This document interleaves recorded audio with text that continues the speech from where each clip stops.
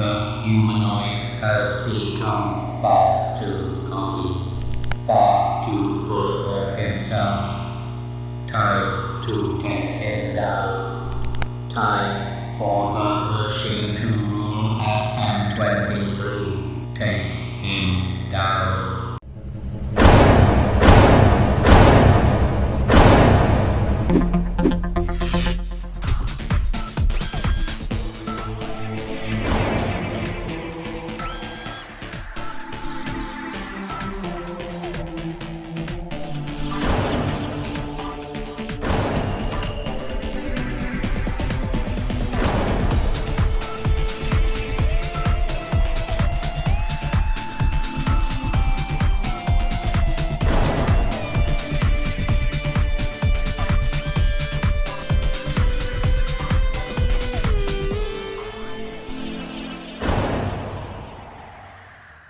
And so in this episode I am going up first, and that makes me a little bit nervous because I've no idea what the assistant manager is going to get up to and how he's going to approach the game when he plays.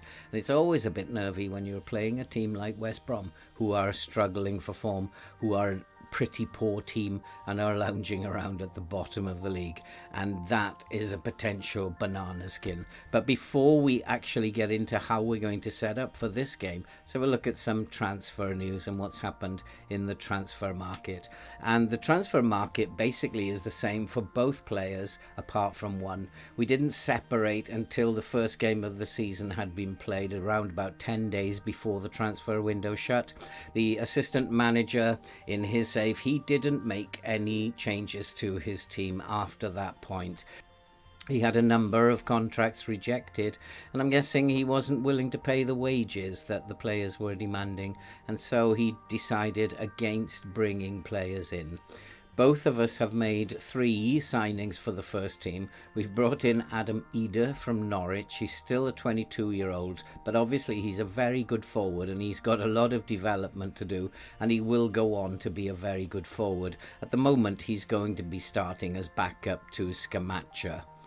And then we brought in Mark Guehi from Crystal Palace for 35 million. He's a central defender. We needed to strengthen at the back, and I think that was as good as I could find. He's a very good player, very good physicals. He has decent mentals, but he's not the most aggressive of centre-backs that I've ever come across. And I've noticed that he has lost the ball a couple of times in the last game, and so it might be his lack of aggression that is causing that. But he is a very good player. He's very, very solid in terms of tackling and marking. He's only 6 foot, but he's very strong, and I think he's a very, very good central defender.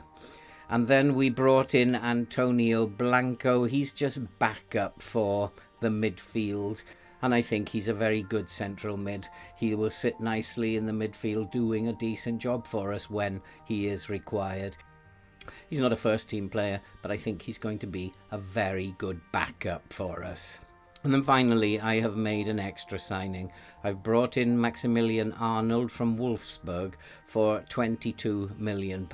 Very expensive signing. He's 29 years old, but he is a very good player. He has good physicals. He also has excellent mentals. And I brought him in because he is a set-piece specialist, and I was thinking that that might make the difference over the course of a season.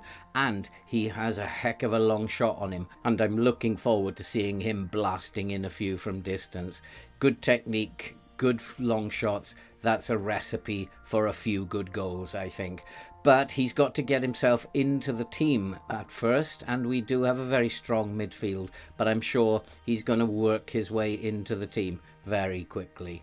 And so that's it for the transfer window. Nothing much really happened. We've spent 77 million in total. The assistant manager has spent 22 million less, 55 million. It's not been the busiest of transfer window, but we've strengthened where I think we needed to strengthen.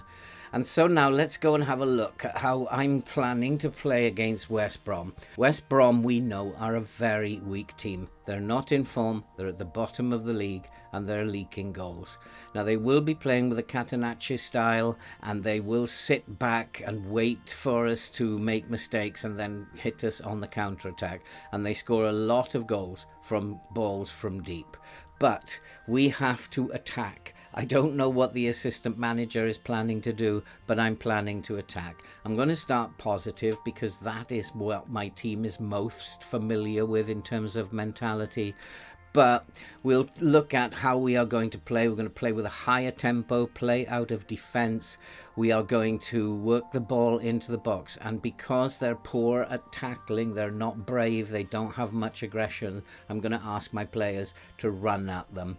And in particular, the front three in Fornals, who has 13 dribbling. Vlasic has very, very good dribbling. Bowen has excellent dribbling. So I'm going to ask these players to dribble more and to run at them and to try to cause them problems. What I also want to do is to play a little bit wider than normal. I want to stretch the play to try and get in behind them. And that also means then I think that what I'm going to do is play both fullbacks on attack. I want the fullbacks going outside and crossing into the box. We'll play with low crosses and hopefully Scamacca will pick up a goal or two along with Bowen. In transition, we're going to counter press and we are going to counter. And out of possession, what we're going to do is play with a high press originally, and we will play with a higher line of defence. We're going to trigger press more often and prevent short goalkeeper distribution. And what I'm concerned about with them is that they will try to get balls over the top from deep. And we're going to step up more so that we can try and prevent the midfield from playing these long balls. And by stepping up, we are going to compress the space here. It is risky because that means that they might be able to get balls over the top. But when we look at our centre-backs, they have great pace. Guehi has 15 acceleration and 15 pace, and Zuma 18 acceleration and 15 pace. So I think we have the pace at the back to be able to step up and to close this space down to stop them trying those balls over the top. If we play aggressive enough, then hopefully they won't get the opportunity to do that. And because they're not brave, they're not aggressive, they don't make good decisions, they're probably not very good at holding on to the ball, they are not great passers as a team, we are going to get stuck in as well. We're going to try and make their life very uncomfortable. If we are struggling to break them down, what I will probably do is to pull the lines back, try to draw them out, play a little bit more direct to get in behind them a little bit easier. But I'm hoping with both fullbacks going up and down the touchline and playing with a wider style, we're going to be able to get in behind them and get crosses into the box for Scamacca and Bowen. That's the plan. Now it's time to go and kick some balls.